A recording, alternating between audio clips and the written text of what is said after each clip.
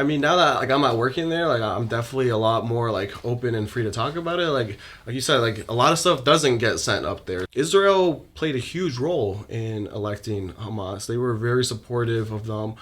So you could essentially say like Israel like kind of created what we know as Hamas today. What do you think is one of the most shadiest things that you came across while working there? So when you wrote the tweet, though, did you think like, oh, my job might be in jeopardy if I post this? No, I don't think so. To be honest, It almost doesn't surprise me because you guys are the opposite of what's at the top of the food chain. Right. So like, how else would that situation play out?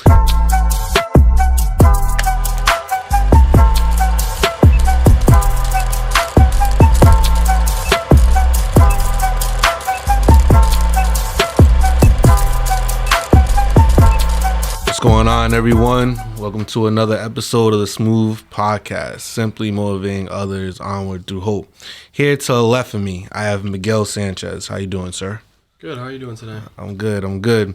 So I brought him here because his story made waves through the headlines. I had a personal relationship with his brother. I had a personal friendship with him.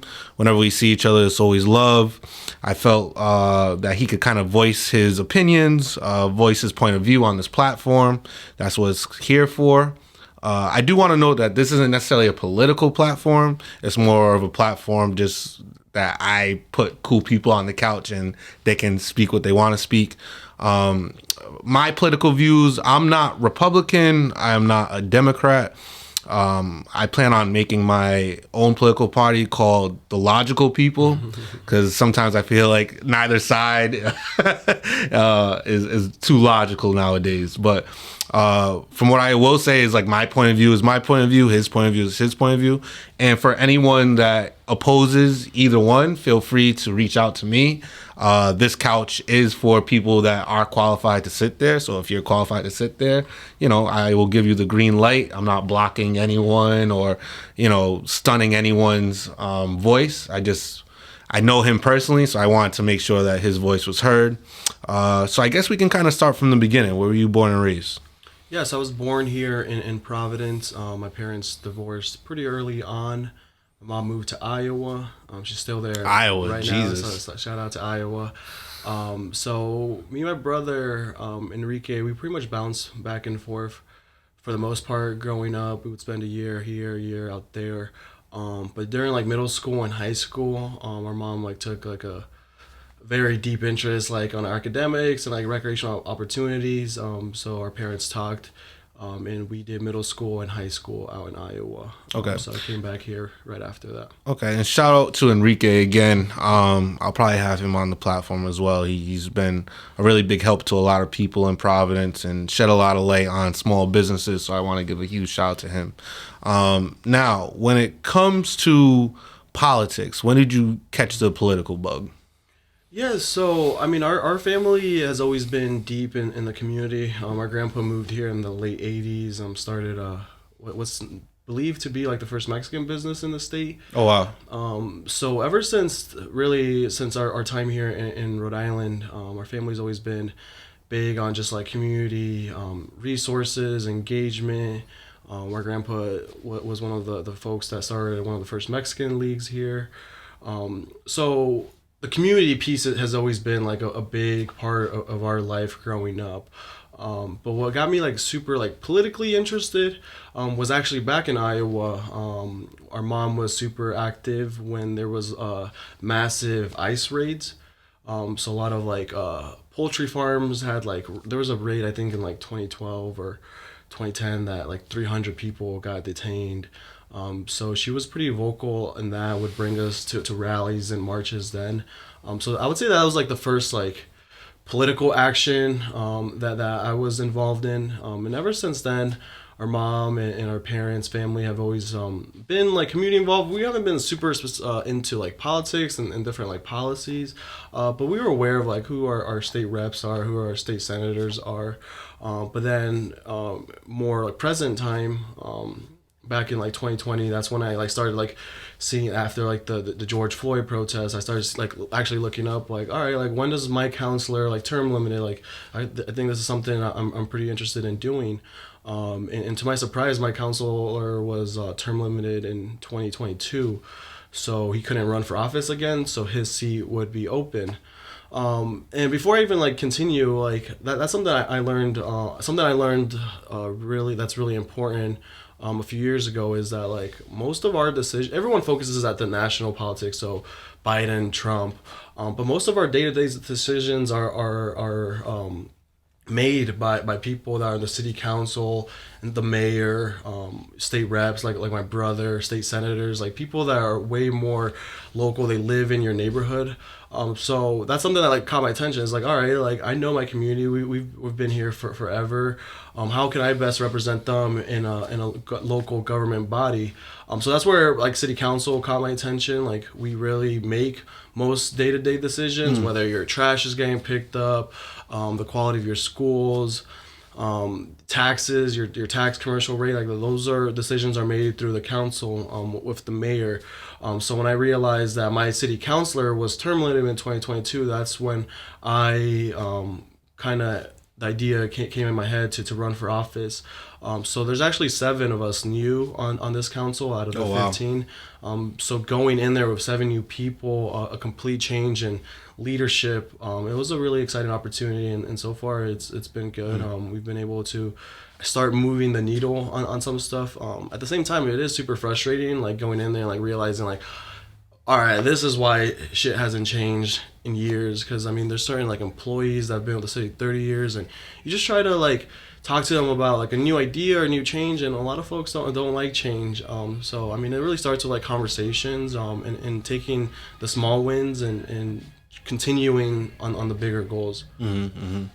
And where could someone look to that just wants to get a fundamental knowledge of politics? So someone like myself, and I'm kind of like throwing my hand out there saying like I am not too knowledgeable about politics. I know pretty baseline stuff. I watch the news every now and then, but someone that doesn't know the difference between, you know, a state rep and a senator, or you know, a councilman and you know, someone that's on like the school committee, what can you tell them that, you know, could be a point of reference where they can start learning the knowledge of like this person is in this position and this position's higher than that one? Where could someone look? Yeah, so I mean, civic education is like a thing that really needs to be improved in the United States, where folks just, for so many different reasons, I mean, a lot of people, especially in our communities, have 2-3 jobs, have a lot more pressing issues to be focusing on than their local politics. What I tell folks is everything ties into your local politics. So I mean, just looking at like the city council website, like you'll like figure out, like you could type in your address and figure out like who your city councilor is. The Secretary of State it also has a lot of like resources. You can like type in your address there, and it'll tell you like who all your representatives are. And then just reaching out to like even like your local library, they have a lot of resources when it comes to local government as well. Okay. And now I would say let's bring it back 2 months ago. So 2 months ago, what was your actual title? Yeah, so just to make it for the record, I'm still a city councilor. I've had a lot of people reach out thinking that I got fired from that position. But luckily for me, the only people that can fire me are my constituents. And they've been so supportive throughout this all. So I'm a city councilor still. My term ends in 2027. But what my title was in my state job, I was a constituent service associate in the office of the governor here in Rhode Island. Okay, and what was like your day-to-day tasks for that? Yeah, so I mean, it was really my customer service for the state, for the governor's office. We would handle phone calls, emails, different letters that would come in. We were really essentially like the first line of like communication, you could say. People asking for assistance with like unemployment benefits.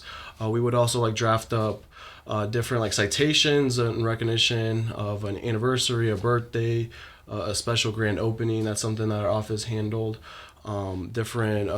Yeah, it was really just inquiries on different like state social programs. So someone's calling the DHS office trying to improve their like SNAP or get their benefits back on. Unfortunately, the line at DHS where you can get assistance is so backed up all the time. People are waiting 3-4 hours. So a lot of people know that they can call the governor's office and we can reach out to that state department and request a phone call back for the constituent.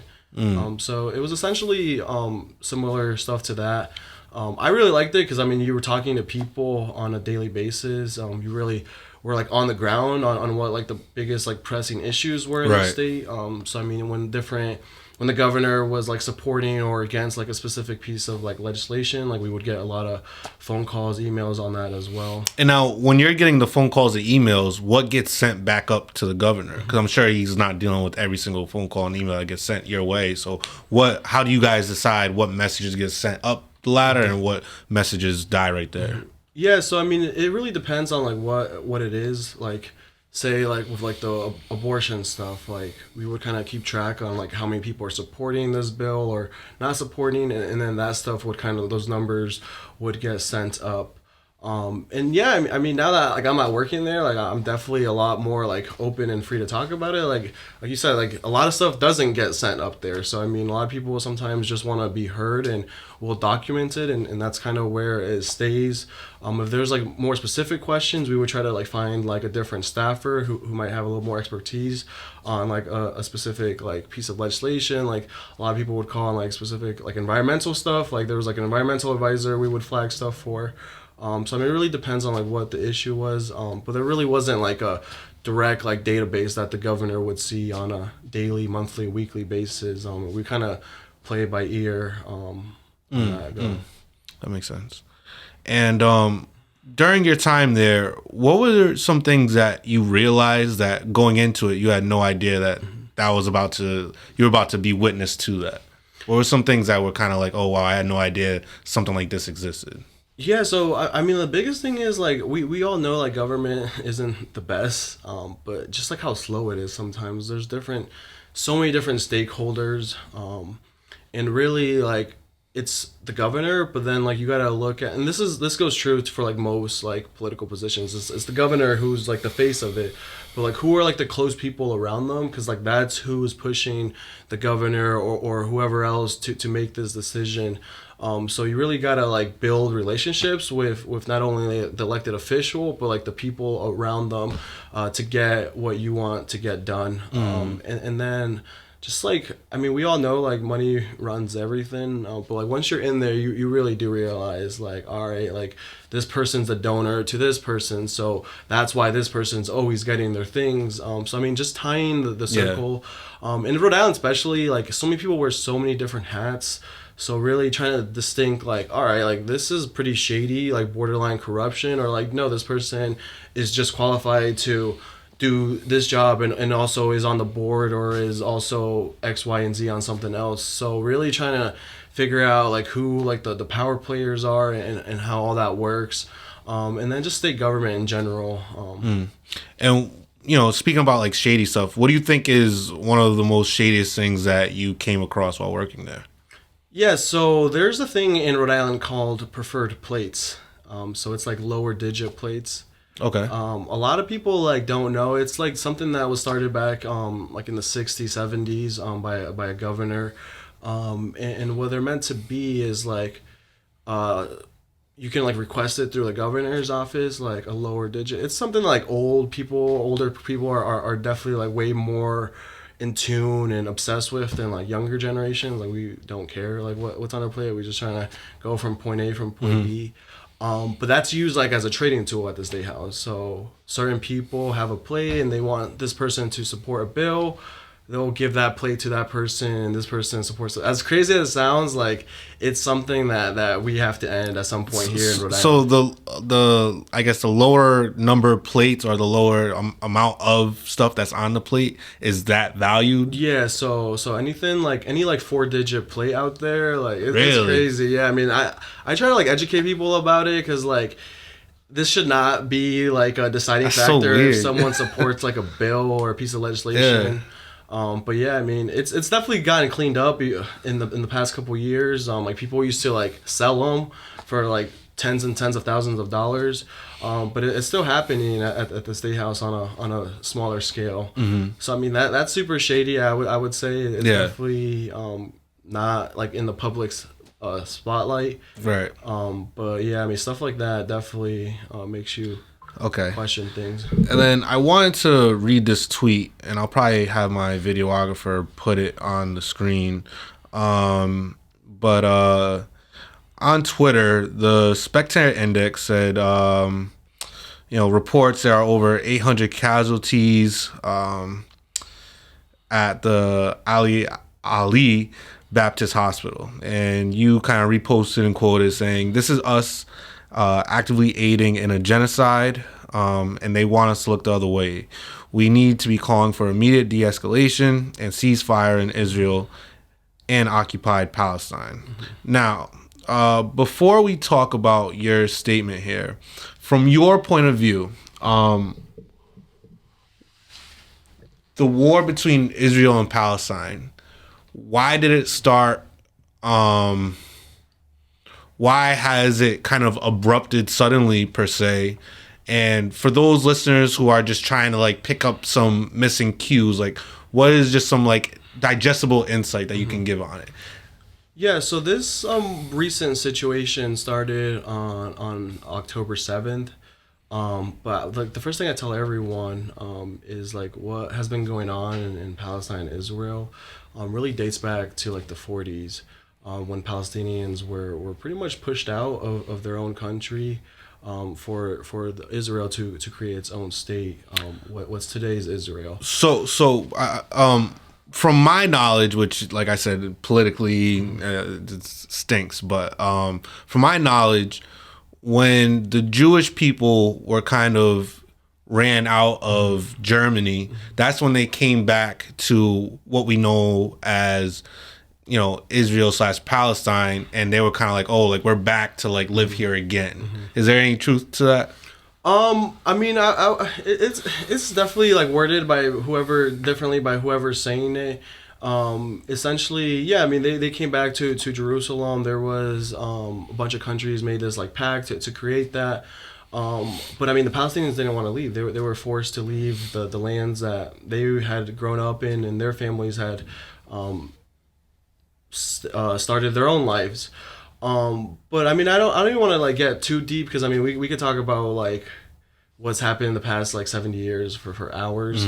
But what's happened like the past like 2 decades is that there is settlers in Israel who are taking more and more land from Palestinians. So like their space is getting smaller and smaller. And I mean, most like that's not the first thing we will say is like I'm not a foreign policy expert. Like what I know is what I see, what I read.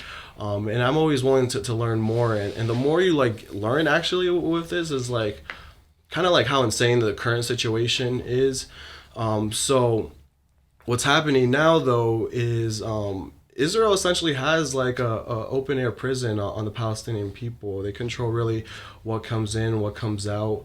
You see like you could look up like any journalist that's gone to Palestine and they're kind of like not really sure like going in, but like once they come out you completely understand like you can barely like move around, and even in your own city there's always these checkpoints that people have to say like what your religion is, what your nationality is, etc. But just fast forward to like October 7th, there is an organization in Palestine called Hamas.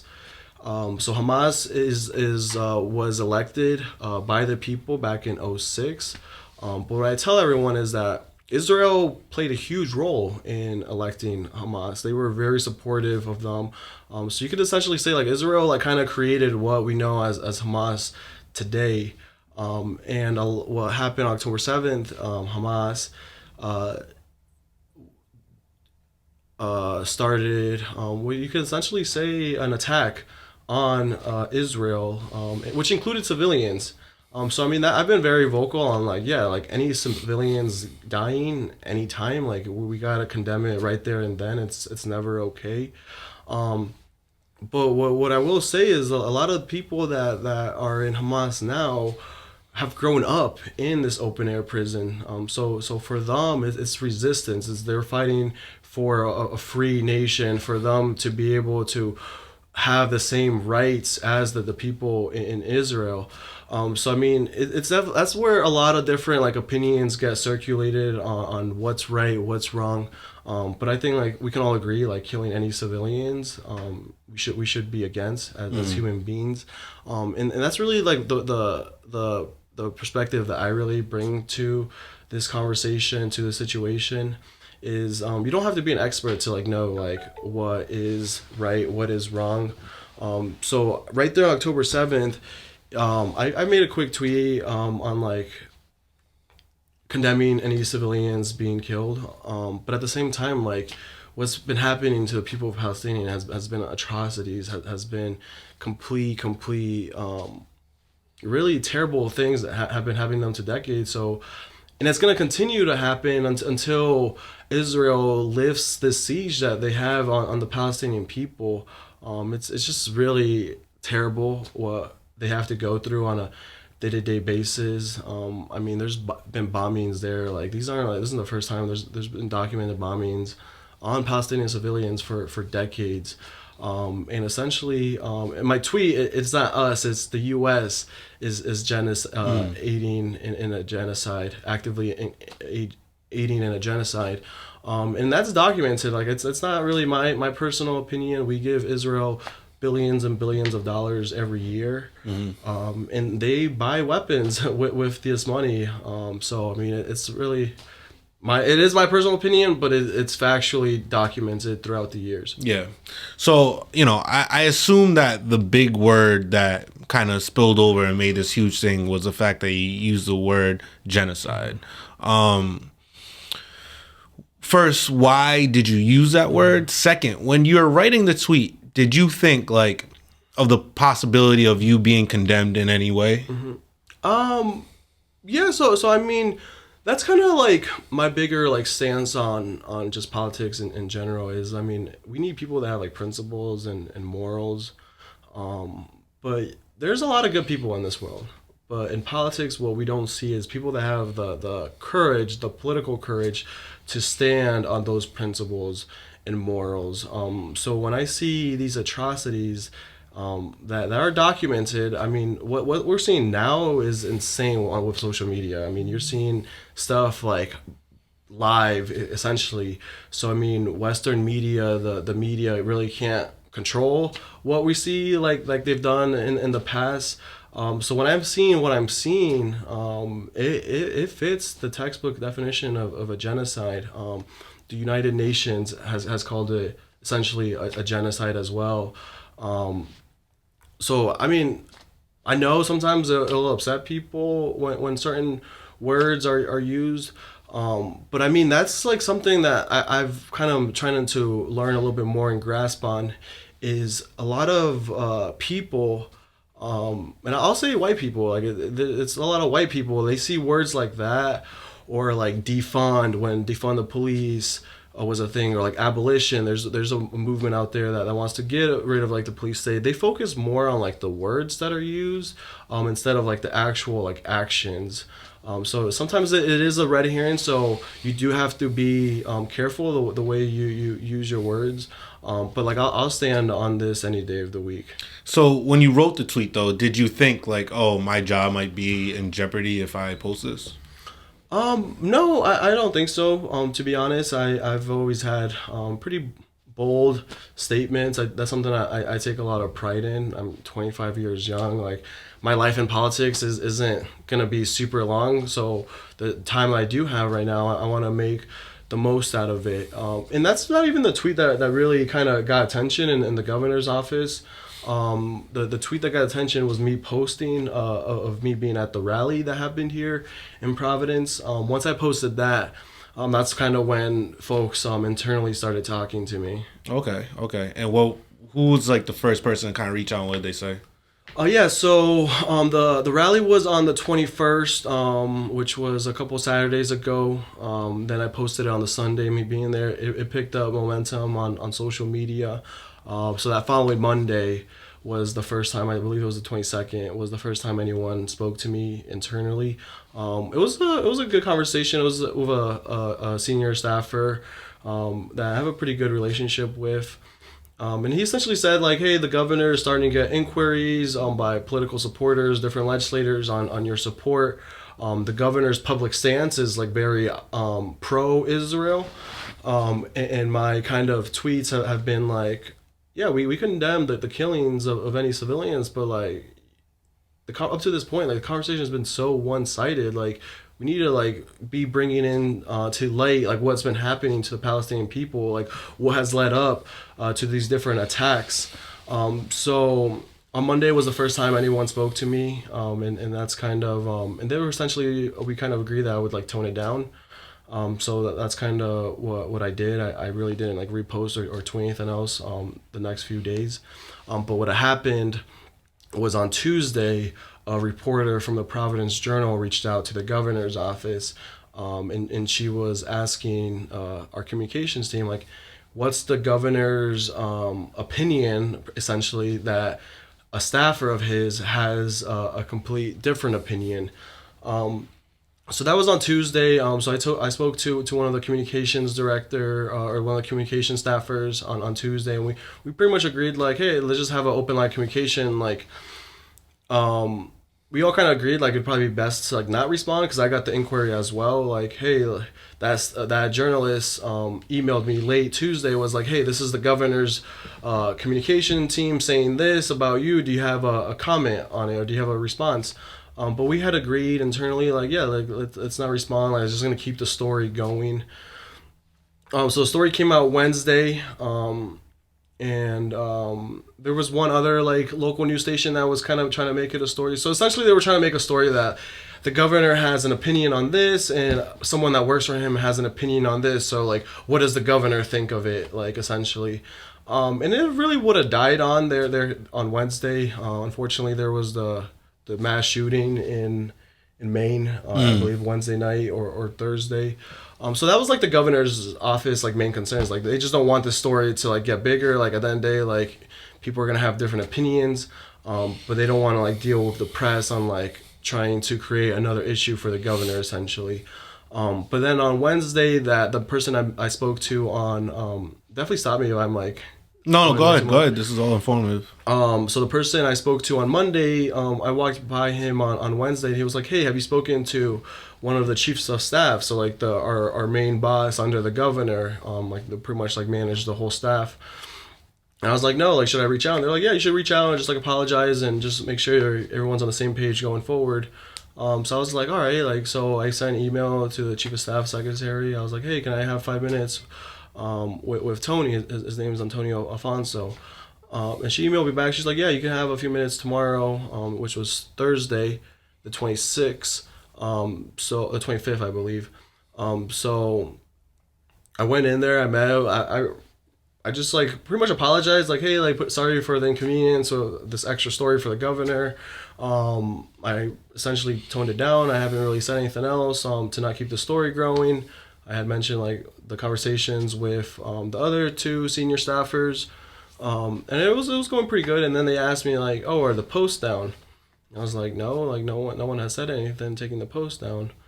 And I even said like, yeah, like your communications person said like to not do anything essentially, just because it would keep the story going. Like if I were to take the post down, like that journalist that like made the first inquiry would kind of wrap the story around and be like, hey, this staffer took a post down, and then she would keep trying to reach out, like, were you ordered to take the post down? Like, did they say you would lose your job if you took the post down? So we knew like that was kind of like the next step if I took the post down. So she had already published like the post, so like me taking them down, like they're already, it was like a damned if you do, damned if you don't. Like they're already out there anyways. So I mean, like that was kind of like where I was thinking.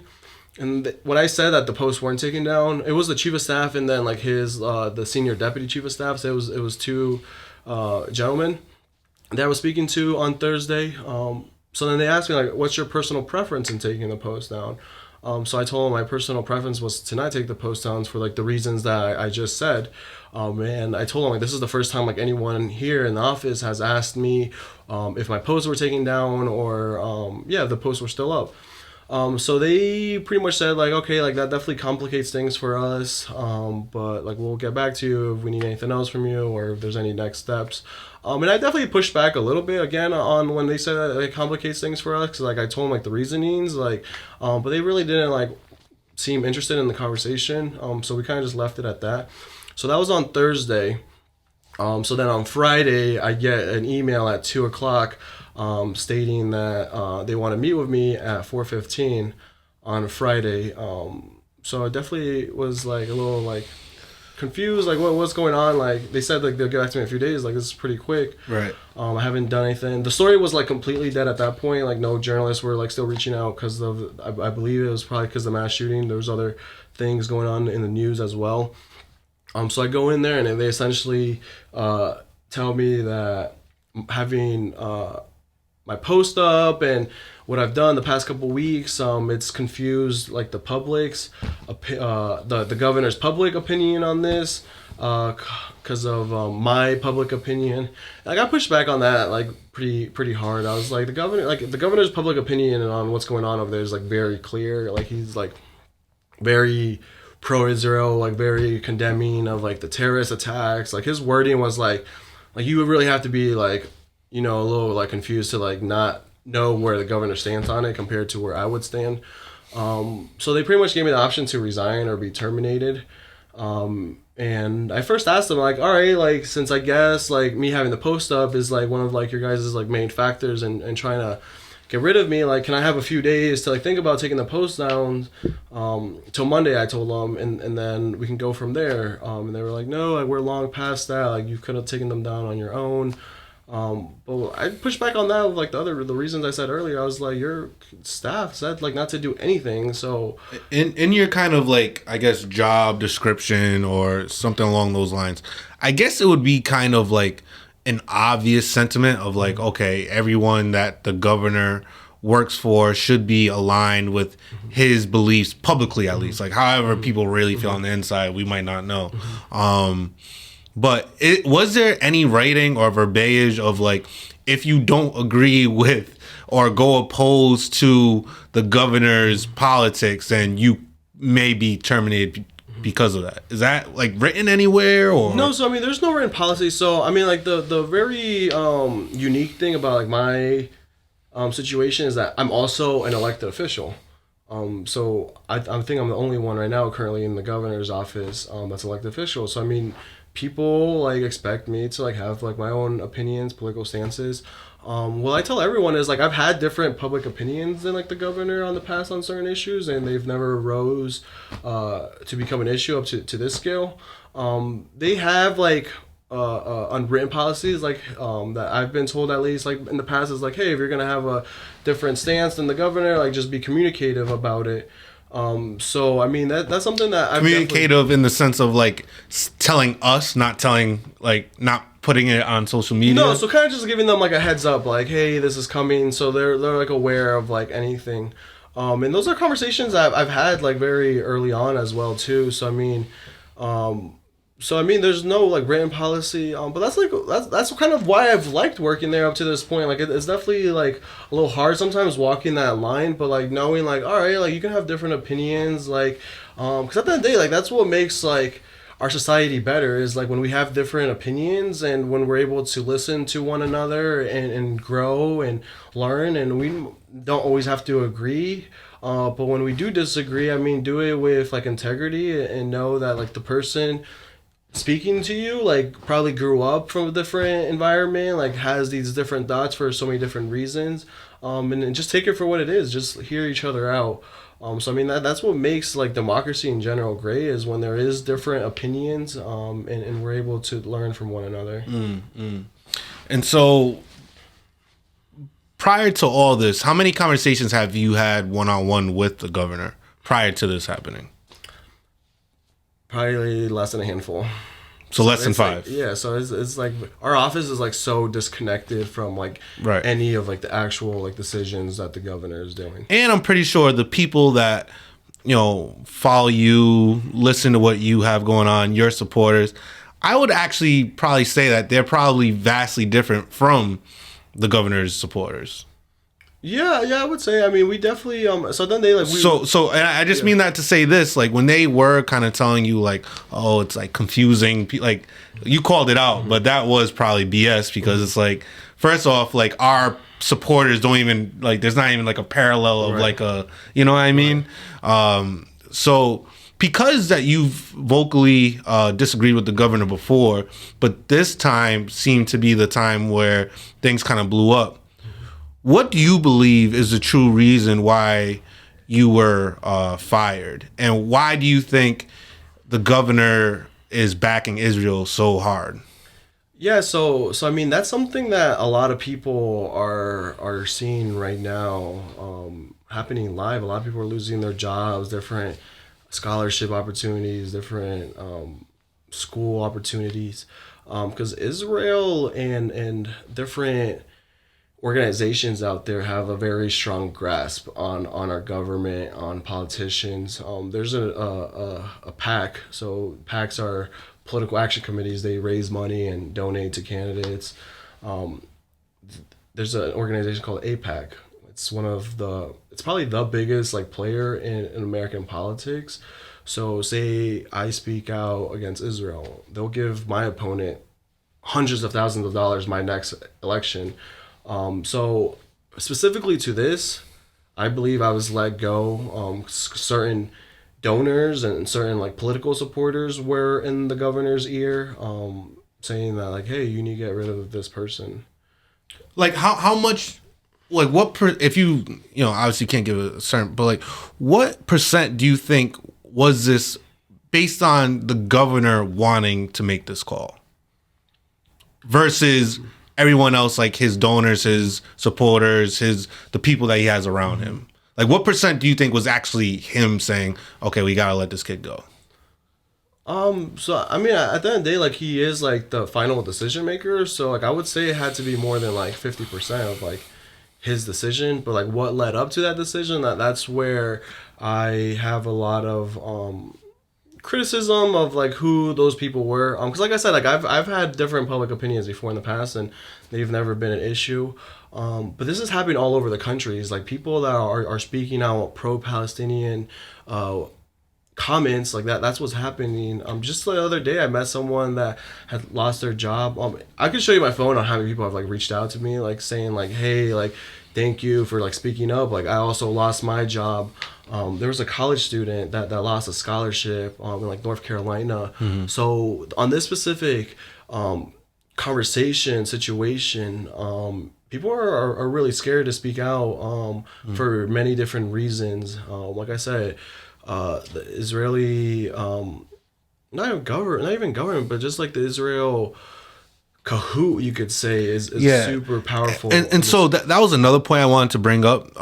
And again, I'm fully aware of my ignorance at times, so bear with me. But you know, on the outside looking in, we don't really know about too many, I guess, like high profile Jewish people in Rhode Island. So like, lack of a better term, who do you think these people were that were telling him, okay, we got to let this kid go? Like who do you think these groups were? Yeah, so I mean, I really can't like say like specifically who, because like I don't even know. But I mean, there's definitely there's been a lot of like Jewish people that have reached out to me like in full support, is like because they truly understand like what their Israel is doing right now is like they're committing almost this genocide like in their name. Like there's like a saying in the Jewish community that say like never again. So like never again, like what happened in the Holocaust. And a lot of those people have the opinion that it's happening again.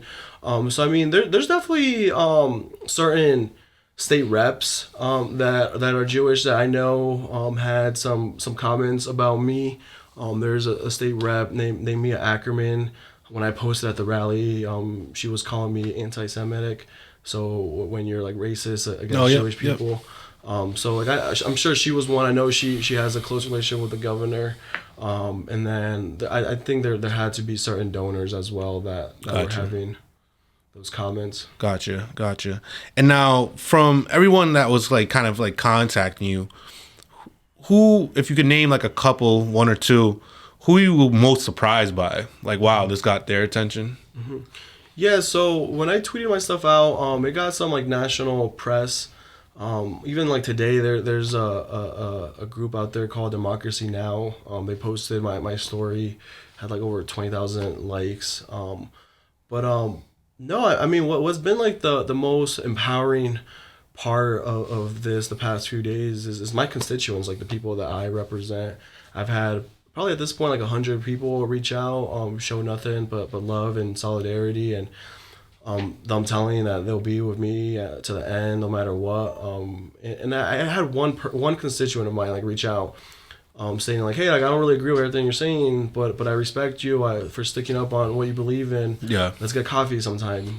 So I mean that's been honestly the most empowering part is like my direct constituents have my back 100%, because at the end of the day, they're the only ones that can take me out of my city council spot. Now, I guess this is the tough question. What's your plan from here? Like, is there a lawsuit that you're able to file? Because obviously getting fired from the governor, it might be tough to get another political job knowing that's like kind of like on your jacket now. So what's the next steps? What are the next steps? Yeah, so I'm talking to a couple of like legal organizations, and they're kind of still going over through the case. So I'm not sure if there will be a lawsuit coming yet. I mean, really at this point, like everything's on the table. My story, it's like it has so many different layers to it. That folks are trying to figure out, like my like job description and classification. There's a lot of moving parts in that aspect. But even like with the governor firing me, even like I said earlier, there's like people that necessarily don't agree with everything that I'm saying, but also have a lot of like concerns when it comes to like freedom of speech and whatnot. I've had a lot of like Republicans reach out and tell me those same words as well. So I mean, it's been so freeing, honestly, like not working for the governor anymore. Like I said, I always had to kind of walk a gray line. The biggest one was like the Providence School District. Right now, it's currently under a state takeover. So we have like a superintendent, and then there's the ride commissioner. And then the governor is technically like the one that oversees it all. So I've always had to be like pretty careful with what I say about our school district. So now I'm free to say whatever I want. So I've been telling people, I was like, you guys gotta stop playing at this point, because I mean I have my full wings at this point. So what are some things about the Providence School District that you've kind of like kept low key, but now you feel like you're able to kind of vocalize? So I mean, just the state takeover in general. The state took it over because they thought they'd have like more resources, different strategies with like the teachers union contract. But almost everyone that I've talked to, it's worse at this point now. Yeah. So the city definitely needs to like create like a good plan for it to come back. But the city needs to take control of it. I mean, we're the people that live here in Providence. For example, the governor lives in Cumberland, so then he's not in our neighborhoods interacting with our children. So I mean, I could talk about schools for hours as well. But no, I've had a lot of people that are like in the political circles, that I would say like I consider myself like very forward thinking, left leaning on a lot of policies, but I had a lot of people from all over the political spectrum, or ideologies that like I wouldn't like think they would have my back or support me, but they've reached out and like showed nothing but love. So I mean, what's next for me? Like I don't know. Like, I'm gonna look for different employment opportunities. Focus this time right now while I'm not working on different neighborhood projects a little bit more. But yeah, I mean that's something that like you need to obviously be careful in any employment, is like who's your boss, and how are they gonna react to your personal and political opinions. So I mean that's going to be like the biggest criteria in my next job, is like having the freedom to say what I need to say. Because this happened to my brother too before. He's gotten fired for saying stuff that his organization or his work doesn't agree with. So I mean it's something that is definitely something we got to sacrifice from time to time. But at the same time, like we got bills, I got rent, food I need to put on the table. So it's something that I'll have to balance out for sure. Yeah. Well, I do wish you the best of luck in the search of your next position.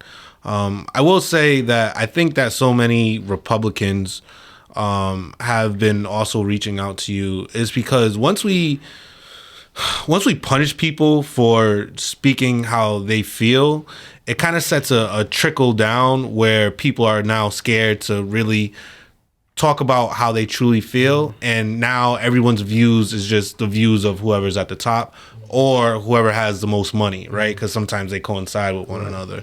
And the minute that our politics and our government is comprised of that, our government has failed the people, because one person / the people with most of the money is not the people, right? And something that you and your brother do very well, from what I see, is that you guys genuinely care about the people. So it's actually like the very opposite. So sometimes it's like one of those things where when you say me and my brother have gone fired, it almost doesn't surprise me, because you guys are the opposite of what's at the top of the food chain. So like how else would that situation play out? Now the kind of gray area is like, but we need people like you two in politics to make the changes of us in the city. You know what I mean? So it's just one of those things that it's a tough balance act, but I'm sure you're going to land on your feet. I'm sure that, your supporters are going to do nothing but grow with you. Like, I'm sure that there's a lot more people that know your name now, that know your story. And I hope this gets out there too, so people are like well in tune with you and what you have going on. For those out there that are wishing to contact you, how can they contact you? Yeah, so if you search my name like Miguel Sanchez, I'm pretty active on Twitter, Facebook, Instagram. You can even search my name up on the council website. My email and phone number are on there as well. But yeah, I mean, my biggest message, what I leave to any speaking thing that I'm at, is just find a youth in your neighborhood and in your life and believe in them. Because, I mean, that's kind of what got me and my brother up to this point in our young careers, is a lot of people around us believed in us. And that's where I feel the most hopeful for. Politics is a pretty shitty place. But I think younger generations are starting to be a little more active and understanding, all right, at the top, I'm not afraid to say, Democrats and Republicans, besides a couple social issues, they're pretty much the corporate party. They care about the billionaire class and certain special interests. Down at the city council or lower level state reps, you could see a little more difference. Yeah, I mean, I really not afraid to critique my party, Democratic Party. And even my brother at the state house, he agrees a lot with a lot of the Republicans on just on specific issues where it's it just doesn't matter if you're a Democrat or Republican. This is right, this is wrong. We definitely get so polarized with Trump and Clinton. At the end of the day, that's all BS. So I mean, when you can bring it down to what we're doing right now, having one-on-one conversations, asking this person all right, how'd you grow up, who were the people around you to create your view on this world, we'll be much better as a society. I agree with you, man, and I want to say thank you again for stopping by. It was truly a pleasure talking with you. I appreciate it. Thank you. For everyone out there, stay smooth.